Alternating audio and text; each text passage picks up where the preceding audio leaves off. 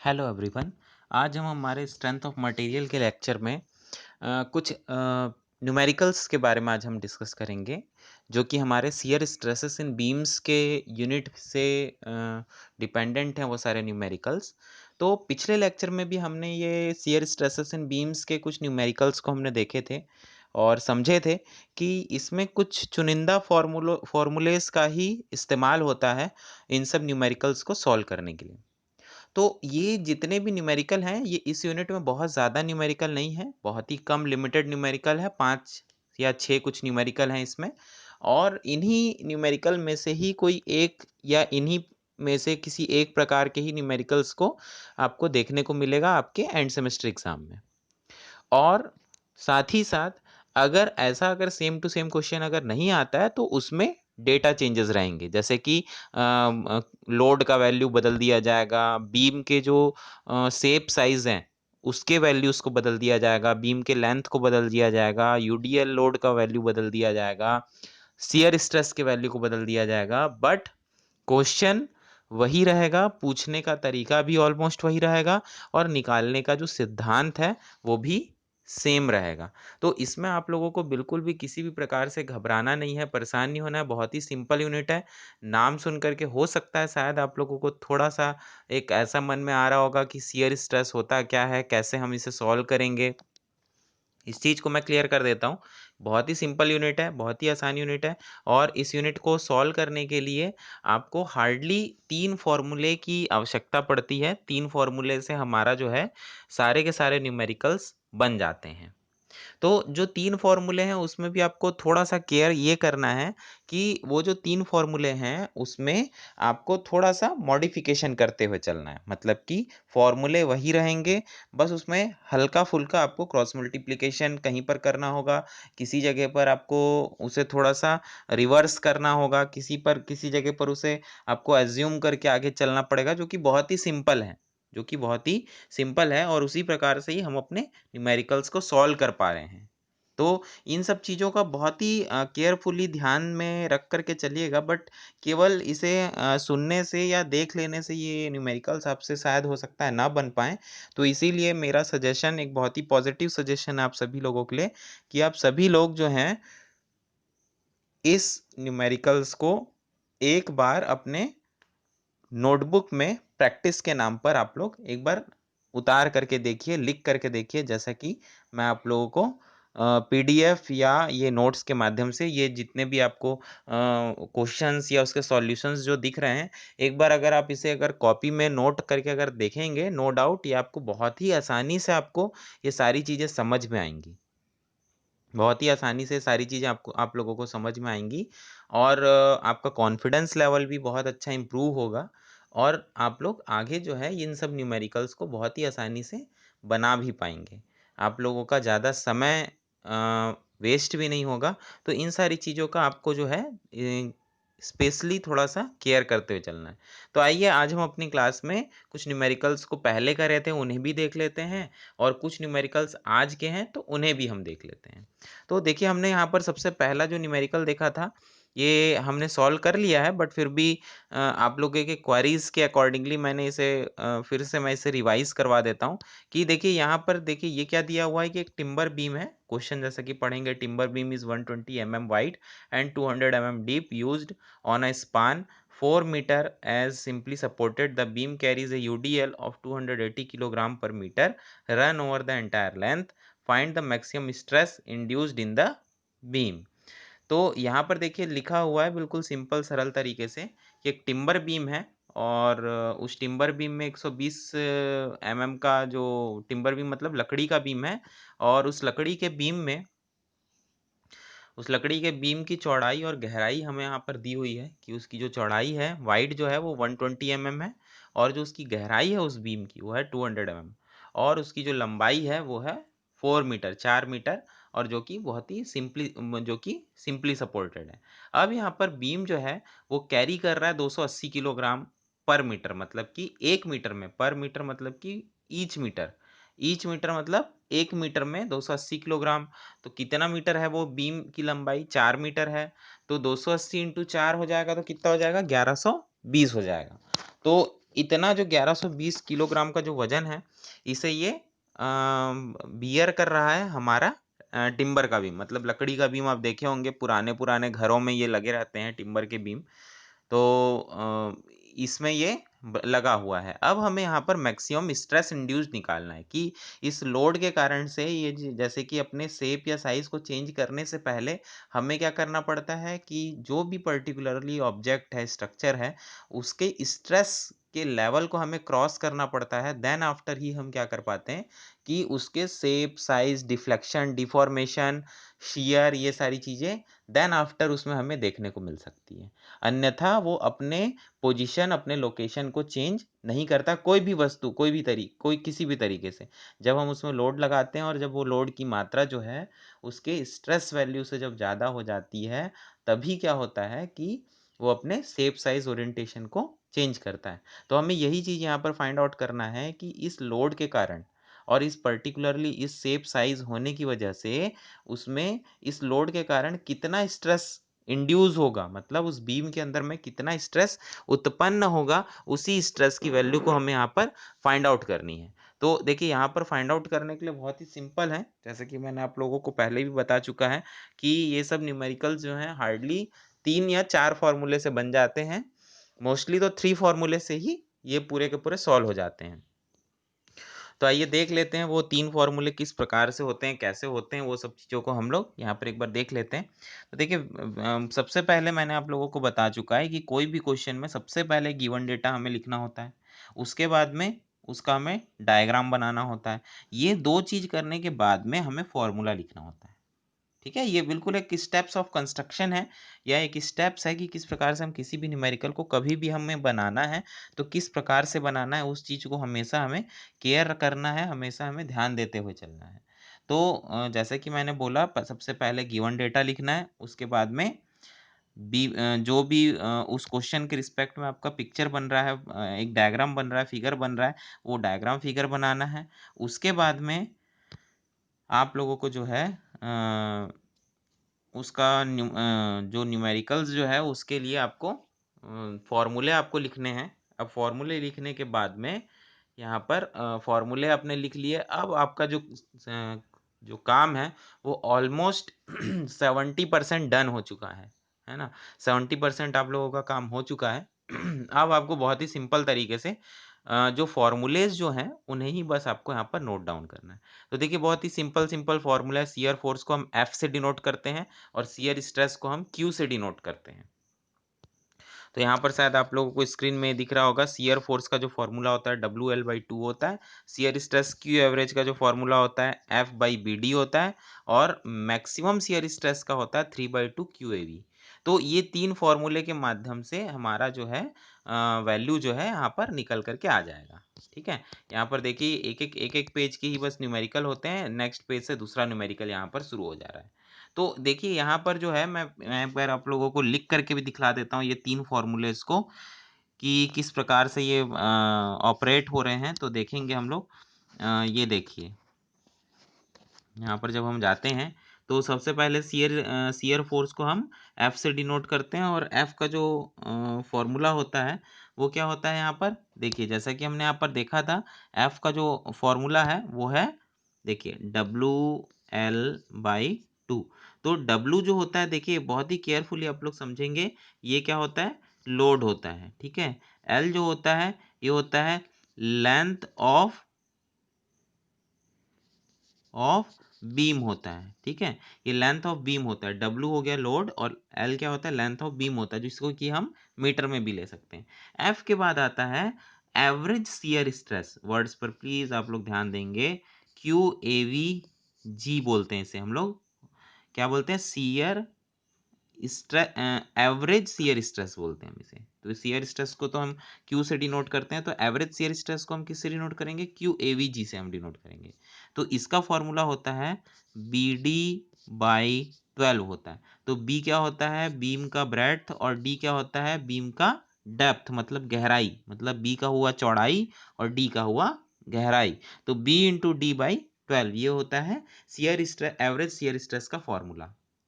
ठीक है? अब आते हैं हम मैक्सिमम शियर स्ट्रेस पे। तो उसका फॉर्मूला होता है Q max equals to 3/2 Q A V G. Okay, तो ये फॉर्मूला भी आप लोगों को क्लियर हो गया होगा कि क्यू मैक्स का जो फॉर्मूला है, मतलब मैक्सिमम शियर स्ट्रेस निकालने का जो फॉर्मूला है वो क्या है, 3/2 क्यू ए वी जी। तो इसी चीज को बस आप लोग थोड़ा सा ध्यान देते हुए अगर चलते हैं तो बहुत ही आसानी से आपके पूरे न्यूमेरिकल बन जाते हैं। अब इन्हीं तीन फॉर्मूले को हम लोग यहाँ पर कंपेयर करते हैं। तो कंपेयर करने से हमें ये समझ में आएगा कि बाकी न्यूमेरिकल्स भी इन्हीं तीन फॉर्मूले से ही बन रहा है। तो इसीलिए ही मैं आप लोगों को ये बोलता हूँ हमेशा, या ये चीज़ आपको सजेशन में दी जाती है कि आप लोग ये फॉर्मूलेस का आप लोग क्या कर सकते हैं, एक नोटबुक जैसा बना सकते हैं जो कि हार्डली 20 पेजेस का होगा। पूरे अगर 10 यूनिट का भी अगर आप बनाएंगे फॉर्मूलेस का अगर नोटबुक जैसा, तो हार्डली 10 to 20 पेजेस का होगा। लेकिन ये है कि इसमें स्ट्रेंथ ऑफ मटेरियल के ऑलमोस्ट ऑल फॉर्मूलेज उसमें आ जाएंगे। तो जिससे कि क्या होगा कि आपको फॉर्मूले की कभी भी कहीं पर भी कंफ्यूजन नहीं होगी, किस जगह पर हमें कौन सा फॉर्मूला लगाना है। ठीक है, तो एक यूनिट में हमारा हार्डली 3 से 4 फॉर्मूला लग रहा है। किसी किसी यूनिट में हाँ ये हो सकता है कि किसी किसी यूनिट में 6 से 7 फॉर्मूले लगते हैं, बट वो भी बहुत ही सिंपल होते हैं। ठीक है, तो इसी प्रकार से अगर आप लोग देखेंगे तो ज़्यादा से ज़्यादा 20 फॉर्मूले के अंदर अंदर में, सॉरी 20 नहीं, अगर 3 फॉर्मूले लग रहे हैं तो 10 यूनिट में होने चाहिए 30, और अगर 4 या 5 फॉर्मूले लग रहे हैं तो 40 to 50 फॉर्मूले होना चाहिए। तो कोई बहुत बड़ी चीज़ नहीं है, बहुत ही सिंपल फॉर्मूले रहते हैं, और फॉर्मूले को याद करना बहुत ज़्यादा कठिन नहीं होता है, क्योंकि उसके रिस्पेक्ट में हम क्या बहुत से क्वेश्चंस को सॉल्व करते रहते हैं, प्रैक्टिस में रहते हैं, तो हमें उतनी ज़्यादा डिफिकल्टी नहीं होती। हम आसानी से, बहुत ही आसानी से उसे मगअप कर सकते हैं, याद रख सकते हैं, है ना? और ज़रूरत आने पर उसे हम इस्तेमाल भी कर सकते हैं। तो अब जो है हम आगे बढ़ते हैं, देखते हैं अगले न्यूमेरिकल में भी क्या 3 ही फॉर्मूले के माध्यम से यहाँ पर बनाया गया है। तो देखिए दूसरा जो फॉर्मूला है, इसमें एक नया फॉर्मूला यहाँ पर देखने को मिल रहा है। न्यूट्रल एक्सिस में मैक्सिमम शियर स्ट्रेस निकालने का जो फॉर्मूला है PD² / 8I है। और I का फॉर्मूला तो आपको रटने की या याद रखने की ज़रूरत है ही नहीं, क्योंकि आई का जो फॉर्मूला होता है वो होता है BD³ / 12। ये आप सभी लोगों को पता है, कोई भी रेक्टेंगुलर बॉडी के लिए आई का फॉर्मूला BD³ / 12 होता है। अब क्यूमैक्स का फॉर्मूला है, देखिए चौथे नंबर का ये फॉर्मूला है PD² / 8I। जब भी यहाँ पर लिख देते हैं, है ना, तो यहाँ पर देखिए न्यूट्रल एक्सिस के लिए जो शियर स्ट्रेस रहता है, न्यूट्रल एक्सिस के लिए जो शियर स्ट्रेस रहता है उसकी वैल्यू होती है PD² / 8I। ठीक है, तो P क्या हो गया, लोड हो गया, D क्या हो गया, डेप्थ हो गया, और I क्या हो गया, I हो गया मोमेंट ऑफ इनर्शिया। तो ये चीज को आप लोगों को याद रखना, PD² / 8I, मतलब न्यूट्रल एक्सिस में जब भी पूछा जाए तो ये फॉर्मूले के माध्यम से आपका बनेगा। तो यहाँ पर ये चीज़ क्लियर हो चुका है कि हमें फॉर्मूला अगर याद है तो हम आसानी से किसी भी न्यूमेरिकल्स को बहुत ही आसानी से हम बना सकते हैं उस न्यूमेरिकल्स को। अब हम देखेंगे a beam of circular cross section of 150 mm diameter is subjected to shearing force, जैसे कि ये वाला भी क्वेश्चन लिखा हुआ है। तो इसमें भी देखिए आपको यहाँ पर ए सेम फॉर्मूलेज आपको देखने को मिल रहे हैं। क्यूमैक्स जो है 4/3 इंटू F/A, है ना, जो कि सेम फॉर्मूला है सर्कुलर के लिए। और एक ही फॉर्मूले से यहाँ पर आपका पूरा का पूरा जो प्रॉब्लम है वो बन जा रहा है, एक ही फॉर्मूले से। Q max equals to 4/3 into F/A। ठीक है, तो ये एक फॉर्मूले के माध्यम से बन जा रहा है। तो ये बहुत ही सिंपल तरीके से ये सब प्रॉब्लम्स सॉल्व हो जा रहे हैं हमारे सामने में। तो इसी के साथ ही हम अपना अगला न्यूमेरिकल्स को करते हैं, जिस न्यूमेरिकल को हमने अभी तक के देखा नहीं है, समझा नहीं है, जो कि हमारे लिए बिल्कुल ही न्यू न्यूमेरिकल है, तो उसे हम देखते हैं। तो यहाँ पर हमने क्या देखा कि हार्डली 4 फॉर्मूले से, यहाँ पर 4 फॉर्मूले से 3 न्यूमेरिकल्स बन जा रहे हैं। हम आगे के भी न्यूमेरिकल्स को देखते हैं कि उन्हें बनाने के लिए कैसे फॉर्मूलेस की ज़रूरत पड़ती है। ये भी चीज़ का आप ध्यान रखेंगे कि जैसे इसमें 10 यूनिट है स्ट्रेंथ ऑफ मटेरियल में, तो इसमें एक यूनिट का जो फॉर्मूला है वो दूसरे यूनिट में भी काम आता है, दूसरे यूनिट का फॉर्मूला है वो पहले यूनिट में भी काम आता है। तो इस प्रकार से कुछ फॉर्मूलेज का मिक्सचर भी होता है यहाँ पर, मतलब कोलैबोरेशन टाइप का भी होता है, कि क्लब भी होते हैं कुछ फॉर्मूले, जैसे कि मोमेंट ऑफ इनर्शिया के फॉर्मूले हो गए, एरिया के फॉर्मूले हो गए, स्ट्रेस के फॉर्मूले हो गए, टॉर्सन के फॉर्मूले, बेंडिंग के फॉर्मूले, शियर के फॉर्मूले। तो ये सब फॉर्मूलेज जो रहते हैं ये वन प्लेस टू अनदर हर जगह पर बदल बदल करके काम आते रहते हैं हमें। तो इस चीज़ का विशेष करके ध्यान रखेंगे। तो ये चीज़ हो गई। अब इनके बाद में अगर हम देखें केयरफुली तो देखते हैं, ये देखिए determine the movement of inertia of an I section having equal flanges 12 centimetre cross 4 centimetre. ये आप सभी लोगों को मेरे ख्याल से दिख रहा होगा। ओके, ये आप सभी लोगों को दिख रहा होगा। इसको थोड़ा सा हम ओके, तो ये देखते हैं, इसे देखते हैं हम कि ये देखिए, ये जैसे कि यहाँ पर क्या बताया गया है, हमें यहाँ पर moment of inertia find out करना है एक आई सेक्शन का, जिसका कि जो फ्लेंज जो है, ठीक है, फ्लेंज मतलब ये ऊपर का और नीचे का जो है ये 12 सेंटीमीटर लंबा है और 4 सेंटीमीटर चौड़ा है, और वेब की भी लंबाई दी हुई है, 12 सेंटीमीटर लंबाई है और 4 सेंटीमीटर चौड़ाई है वेब की, है ना। वेब हम बीच वाले मेंबर को बोलते हैं। ये देखिए फिगर में लिखा हुआ है, ये अपर फ्लैंज बोलते हैं, बीच वाले को वेब और नीचे वाले को बॉटम फ्लैंज बोलते हैं।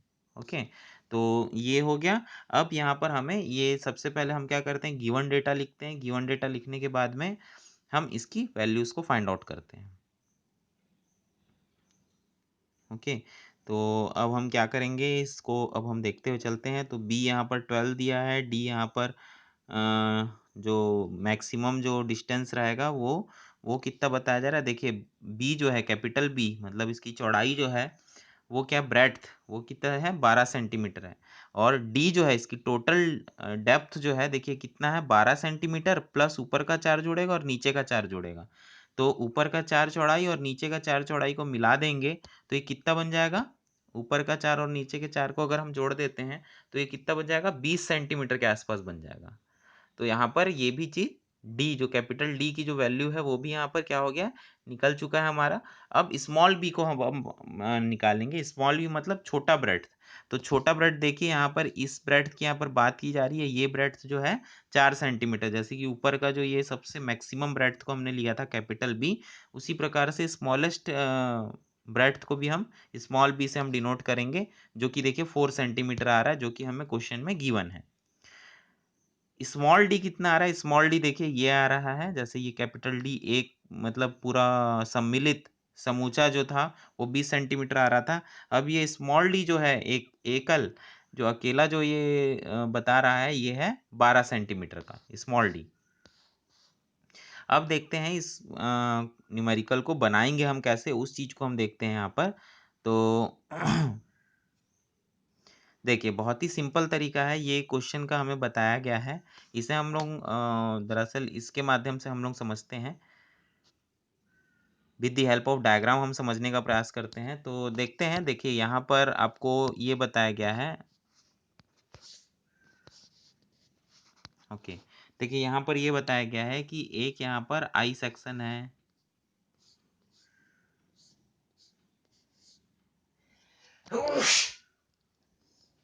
सॉरी, एक यहाँ पर आई सेक्शन है जिसका कि ये डिस्टेंस वेब, इसे हम क्या बोलते हैं, वेब कहते हैं, और इसे हम क्या कहते हैं, फ्लेंज कहते हैं, इसे हम वेब कहते हैं। ठीक है, तो इसकी जो लंबाई है वेब की वो 12 सेंटीमीटर है और इसकी जो चौड़ाई है वो है 4 सेंटीमीटर। इसकी भी जो चौड़ाई है वो भी 4 सेंटीमीटर है, और ये जो चौड़ाई है इसे, ये अपर फ्लैंज हो गया, ये वाला अपर फ्लैंज और ये वाला बॉटम फ्लैंज। तो इसकी भी जो चौड़ाई है वो भी 12 सेंटीमीटर है, सॉरी इसकी जो, हाँ ये चौड़ाई जो है 12 सेंटीमीटर है, और गहराई जो है, ये वाली जो गहराई जो है ये कितनी है, 4 सेंटीमीटर है। ओके, तो ये चीज बिल्कुल क्लियर है। इसे हम क्या बोलेंगे, कैपिटल डी बोलेंगे, इसे हम कैपिटल बी बोलेंगे। ये देखो ये कैपिटल डी हो गया, ये कैपिटल बी हो गया, ये हो गया स्मॉल बी, और ये हो गया स्मॉल बी, और ये हो गया क्या, ये हो गया स्मॉल डी। ओके, ये जो है अंदर अंदर वाला जो है 12 सेंटीमीटर जो है ये स्मॉल डी हो गया। तो अब यहाँ पर हम सभी की वैल्यूज को यहाँ पर लिख सकते हैं, जैसे कि b इक्वल्स टू क्या हमें देखने को मिला, b मिला 12 सेंटीमीटर, और स्मॉल b हमें देखने को मिला 4 सेंटीमीटर, कैपिटल डी हमें देखने को मिला 12, और ऊपर का ये वाला 4 और ये वाला 4, तो 12 और 4 कितना हुआ, 16, 16 और 4 20 सेंटीमीटर। और स्मॉल डी हमें देखने को मिल रहा है स्मॉल डी कितना है 12 सेंटीमीटर। तो यहाँ पर इतनी वैल्यूज को हमने यहाँ पर लिख दिया है। अब हम इस डायग्राम को फिर से हम बना करके आगे की ओर और समझने का प्रयास करते हैं। देखते हैं यहाँ पर अब हमें क्या करना है, बहुत ही आसान सा चीज है। एक मान लीजिए कि इस प्रकार से एक चौकोन है ना। अब इस चौकोन में क्या हो रहा है कि इस प्रकार से कुछ मेंबर को हमको क्या करना है, काट देना है। तो अब ये क्या बन जाएगा, ये क्या बन जा रहा है, आई सेक्शन बन जा रहा है। ठीक है, तो इसको अगर हम लोग डैश डैश डैश डैश कर देते हैं, तो हम पहले क्या कर रहे हैं, एक चौकोन का हम लोग मोमेंट ऑफ इनर्शिया निकाल रहे हैं, और उस चौकोन से हम ये दो हिस्से जो डैश्ड वाले जो दो हिस्से हैं, उसे हम क्या कर ले रहे हैं, एलिमिनेट कर दे रहे हैं। तो इसका फॉर्मूला जो होगा, जो इस प्रकार के निकालने के लिए जो फॉर्मूला होगा, ये थोड़ा सा इस प्रकार से होगा। इसे आप थोड़ा सा मैच कर लेंगे। Okay, I section properly. तो इसका जो फॉर्मूला होगा वो होगा I X X equals to B D cube by 12 minus, minus में क्या होगा, बी माइनस बी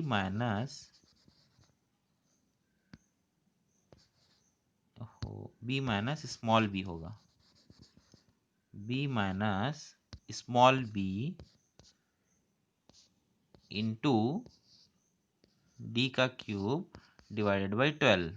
तो इस फॉर्मूले के माध्यम से हमें क्या मिल जाएगा, ये आई सेक्शन का जो है, इसका हमें मोमेंट ऑफ इनर्शिया निकल जाएगा यहाँ पर। उसके आगे फिर हम लोग आगे अपनी वैल्यूज को फाइंड आउट करने के लिए जो भी हम लोग ट्राई करना है वो हम लोग कर सकते हैं। तो बहुत ही सिंपल है। यहाँ पर देखिए, आई सेक्शन का मतलब रेक्टेंगुलर सेक्शन का जो मोमेंट ऑफ इनर्शिया का जो फॉर्मूला होता है वो होता है बी डी क्यूब बाई 12।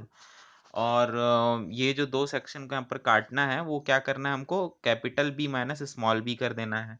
मतलब कैपिटल बी है आपका 12, 12 को हमको क्या कर देना, -4 कर देना, तो मतलब कि 8 आ जाएगा, है ना। और इंटू डी, तो डी का वैल्यू है 12, तो 12 का क्यूब।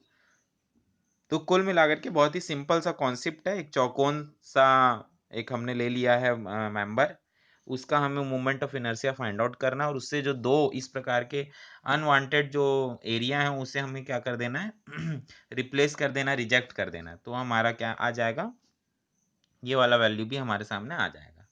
अब यहाँ पर अब हम देखते हैं, ये देखिए ये जो है यहाँ पर भी कुछ इसी प्रकार से ही किया जा रहा है। देखिए आई एक्स एक्स में क्या दिख रहा है हमें, B D cube by 12 minus, देखिए capital B minus small B into D cube by 12। अब यहाँ पर देखिए पूरे का जब हम वैल्यूज को लिख रहे हैं, तो वो कैपिटल बी का वैल्यू है 12, कैपिटल डी का है 20 divided by 12 minus capital B का वैल्यू है यहाँ पर देखिए 12 माइनस 4 इंटू स्मॉल डी का जो वैल्यू है वो है 12 डिवाइड बाई 12।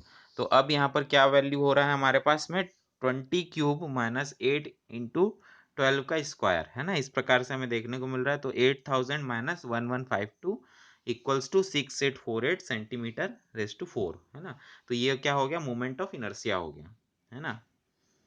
ये हो गया मोमेंट ऑफ इनर्शिया। तो मोमेंट ऑफ इनर्शिया जो हमें फाइंड आउट करना था केवल आई सेक्शन के लिए, तो देखिए यहाँ पर ये 8000 जो आ रहा है, ये क्या है, पूरे चौकोन का वैल्यू है। और ये 1152 जो है, ये दो तरफ का जो वैल्यू है। ये देखिए ये दो तरफ का जो वैल्यू है, दोनों जो साइड में जो ब्लॉक्स जो हैं, इसका जो मोमेंट ऑफ इनर्शिया का वैल्यू है वो क्या है, 1152 वैल्यू है। और इसका जो वैल्यू है ये है 2000। तो 2000 माइनस 1152 जब हम करेंगे, सॉरी 8000 माइनस 1152 जब हम करेंगे, तो हमें क्या देखने को मिलेगा, 6848 सेंटीमीटर रेज टू 4। तो मतलब moment of inertia I section का क्या हो रहा है हमें हमारे सामने, 6848 सेंटीमीटर रेज टू 4। अब हम इस यूनिट का सबसे आखिरी न्यूमेरिकल करते हैं, इसके बाद में हमारा ये वाला यूनिट खत्म हो जाएगा।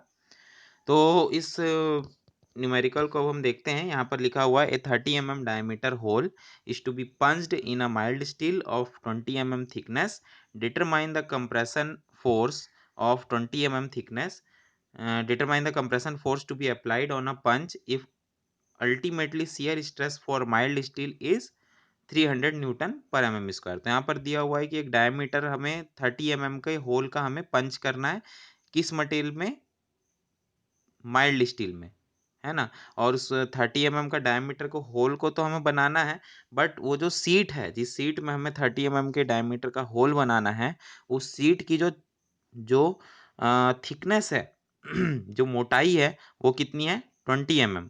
अब यहाँ पर हमें ये बताना है कि हमें कंप्रेशन फोर्स कितना अप्लाई करना पड़ेगा उस पंच करने के लिए। और यहाँ पर शियर स्ट्रेस की वैल्यू दी हुई है उस माइल्ड स्टील की, शियर स्ट्रेस की वैल्यू है 300 न्यूटन पर एमएम स्क्वायर। ओके, तो ये शियर स्ट्रेस की वैल्यू है यहाँ पर। अब यहाँ पर हमें ये सब वैल्यूज को हमें फाइंड आउट करना पड़ेगा कि ये किस प्रकार से ये बन रहा है, किस प्रकार से हमें वैल्यू देखने को मिल रहा है, ये चीज़ हम देखते हैं। तो बहुत ही सिंपल क्वेश्चन है, एक प्लेन शीट है जिसमें कि हमें बहुत सारे पंच बनाने हैं और हर एक एक पंच का जो डायमीटर है वो होगा 30 mm और उस पंच का जो थिकनेस जो रहेगा वो होगा 20 mm और कंप्रेशन फोर्स जो रहेगा, कंप्रेसिव फोर्स से ही ये मतलब नो डाउट ये पंच होगा और अल्टीमेटली शियर स्ट्रेस की जो वैल्यू है वो कितनी होगी माइल्ड स्टील की, वो होगी 300 न्यूटन पर एमएम स्क्वायर। ये हो गई। अब इसके बाद में यहाँ पर अब हम देखते हैं, देखिए एक चौकोन ये किस्म का एक प्लेट यहाँ पर हमें देखने को मिल रहा है ना। चौकोन किस्म का ये देखिए एक प्लेट, जैसा कि आप लोगों को ये पिक्चर में देखने को मिल रहा होगा। तो ये देखिए यहाँ पर ये डायग्राम को हमें बनाने की भी आवश्यकता नहीं है। ये चौकोन जो प्लेट जो हमें देखने को मिल रहा है, इस चौकोन प्लेट की जो थिकनेस है वो कितनी है, 20 mm है। ओके, चौकोन प्लेट की जो थिकनेस है वो है 20 mm और चौकोन प्लेट की जो गोलाई जो है वो है 30 mm। ओके, चौकोन प्लेट सॉरी जो पंच का जो होल करना है वो पंच देखिए गोलाकार किस्म का यहाँ पर दिखने को मिल रहा है, वो है 30 mm और इसकी जो चौड़ाई जो है वो है 20 mm। ठीक है, अब क्यूमैक्स मतलब कि इसका जो हमें मैक्सिमम शियर स्ट्रेस का वैल्यू जो है ये 300 न्यूटन पर एमएम स्क्वायर हमें दिया हुआ है ना। तो माइल्ड स्टील प्लेट है, इसमें हमें होल करना है, अल्टीमेटली शियर स्ट्रेस 300 न्यूटन पर एमएम स्क्वायर हमें दिया हुआ है। अब कंप्रेसिव फोर्स का बहुत ही सिंपल सा देखिए फॉर्मूला है और कंप्रेसिव फार्मूला, कंप्रेसिव फोर्स के लिए जो फॉर्मूला है वो है pi D T into Q max. तो इसे भी हम लोग देख लेते हैं। देखिए यहाँ पर अगर हम लोग बात करें तो ये कुछ इस प्रकार से है, ये इस प्रकार से बना हुआ है, ये इस प्रकार से। ओके, तो ये जो गहराई जो है, डेप्थ जो है, इसे हम डी बोलते हैं, जो कि हमें 20 सेंटीमीटर बताया गया है। अब ये गोल इस प्रकार से हमें क्या करना है, पंच करना है, जिसकी जो व्यास जो है, डायमीटर जो है वो 30 सेंटीमीटर बताया गया है। अब इस पंच को करने के लिए हमें कितने फोर्स की आवश्यकता लगेगी वो हमें यहाँ पर क्या करना है, फाइंड आउट करके बताना है। तो इस पंच को करने के लिए जो हमें लगेगा वैल्यू, तो वो है F equals to pi D T, F equals to pi D T into Q max लगेगा, है ना, इंटू क्यू मैक्स लगेगा, ये वाला फोर्स लगेगा। तो पाई का वैल्यू आप सभी लोगों को पता है, जो कि कैलकुलेटर में ऑलरेडी फीडेड रहता है। डी जो है डेप्थ आप लोगों को पता है 20 डी जो है देखिए डायमीटर ये 30 सेंटीमीटर पता है, टी जो है थिकनेस 20 सेंटीमीटर पता है और क्यू मैक्स भी दिया हुआ है 300। तो ये बहुत ही सिंपल तरीके से अब हम क्या करेंगे कि सारे जो वैल्यूज हैं उन सारे वैल्यूज को हम यहाँ पर क्या कर देंगे, सबमिशन कर देंगे। सबमिशन देखिए पाई का वैल्यू 3.14 होता है, इनटू डी का वैल्यू देखिए 30 सेंटीमीटर सॉरी 30 mm है ना, टी का वैल्यू 20 mm है ना, क्यू मैक्स का वैल्यू 300 न्यूटन पर एमएम स्क्वायर है। यहाँ पर मैंने शायद सेंटीमीटर में आप लोगों को बताया था, बट ओके ये एमएम है ना, इस चीज़ को थोड़ा सा आप लोग केयर कर लेंगे, ये एमएम है। ठीक है, ये एमएम है, सेंटीमीटर नहीं है, तो ये एमएम हो गया, है ना। अब यहाँ पर क्या करना है कि सारे वैल्यूज को जो हमने सबमिट किया, तो सबमिट करने के बाद में हमें कंप्रेसिव फोर्स जो है, कंप्रेसिव फोर्स का जो फॉर्मूला यहाँ पर क्या है बताया जा रहा है, F equals to pi into D into T, मतलब pi D T into Q max, pi D T into Q max. तो pi D T into Q max का पूरे के पूरे का वैल्यू हमने लिख दिया है। अब यहाँ पर एफ का जो वैल्यू आ रहा है वो आ रहा है 565200 न्यूटन। ठीक है, तो इसे हम लोग किलो न्यूटन में कन्वर्ट कर देते हैं 100 से डिवाइड करके, तो क्या आ जाएगा 56, ये 1000 से जब हम इसे डिवाइड करेंगे तो ये थोड़ा सा कंप्रेसिव फोर्स यहाँ पर अच्छा 3 जीरो लगेंगे ना, ओके ओके, तो ठीक है 565 पॉइंट, ठीक है, ठीक लिखा हुआ है 565 2 किलो न्यूटन हो जाएगा। 1000 मतलब 000 से हम इसे डिवाइड करेंगे तो ठीक है 565.20 किलो न्यूटन हो जाएगा। कंप्रेसिव फोर्स देखिए किलो न्यूटन में बहुत लंबी हो रही थी वैल्यू, उसे पढ़ने में लिखने में हमसे हो सकता है गलती भी हो जाता, इसलिए हमने क्या किया है यूनिट को कन्वर्ट कर दिया है, इसलिए 565.2 किलो न्यूटन यहाँ पर वैल्यू आ गई। अब यहाँ पर देखेंगे कि यहाँ पर देखिए ये डायग्राम बहुत ही अच्छा आप लोगों के लिए बनाया गया है। Here the required amount of compressive force for punching the hole is 565.2 kilo newton, है ना। यहाँ पर ये बताया गया है कि कंप्रेसिव फोर्स जो है इस ढांचे को कंप्रेस करने के लिए, काटने के लिए, ब्लैंक होल कट करने के लिए, तो वो कितना है 565 565.2 किलो न्यूटन है।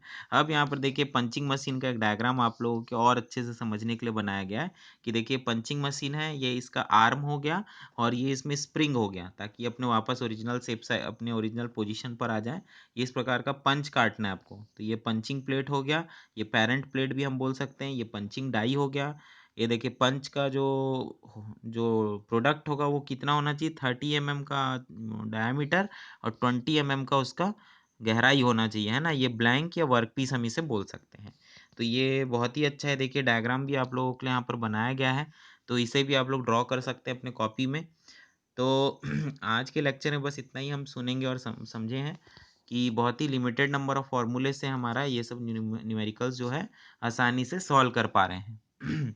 तो इन सब न्यूमेरिकल्स को आप लोग अपने कॉपी में भी प्रैक्टिस करेंगे। आज के लेक्चर में बस इतना ही, आगे का हम अगले नेक्स्ट लेक्चर में हम जानकारी लेंगे। हमारे इस वीडियो लेक्चर में आप लोगों का बने रहने के लिए बहुत बहुत धन्यवाद। Thank you very much.